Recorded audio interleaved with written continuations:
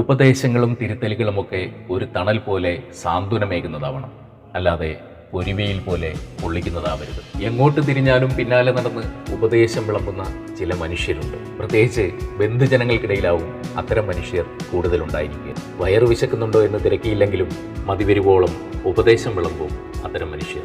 ഉപദേശം മോശമാണെന്നല്ല, ആദ്യം പറഞ്ഞ പോലെ അതൊരു തണലാവണം, അതൊരു സാന്ത്വനമാവണം. അല്ലാത്തതൊക്കെ വെറും പ്രഹസനം മാത്രമാണ്. ആൾക്കൂട്ടം കാണുമ്പോൾ അതിനിടയിൽ മാത്രം ഉപദേശവുമായി വരുന്ന ചിലരുണ്ട് കൂട്ടത്തിൽ.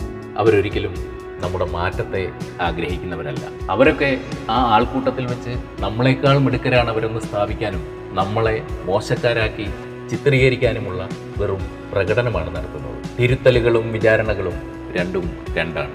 ആൾക്കൂട്ടം കാണുമ്പോൾ മാത്രം ഉണരുന്ന ഉപദേശം ഒരുതരം വിചാരണയാണ്. 4 പേർ കേൾക്കെ നമ്മുടെ കുറവുകൾ വിളിച്ചു പറയാനുള്ള അവസരം ഉപയോഗിക്കുക മാത്രമാണ് അത്രക്കാരുടെ ലക്ഷ്യം. അവരുടെ വാക്കുകളിൽ നിറഞ്ഞു നിൽക്കുന്നത് കരുതലല്ല, പരിഹാസമാണ്. പരസ്യമായ ഉപദേശങ്ങൾ പരിഹാസത്തിൻ്റെ മുനകളാണ്. ആത്മാഭിമാനത്തിൻ്റെ വ്രണപ്പെടുത്തലാണത്. നമ്മളെ തിരുത്താൻ ആത്മാർത്ഥമായി ആഗ്രഹിക്കുന്നവർ സ്വകാര്യമായി ഉപദേശിക്കും. നമ്മുടെ ആത്മാഭിമാനത്തെ മാനിക്കുന്നവരാകണം ബന്ധുക്കളായാലും സുഹൃത്തുക്കളായാലും. അല്ലാത്തവർ മിത്രമല്ല, ശത്രുവാണ്.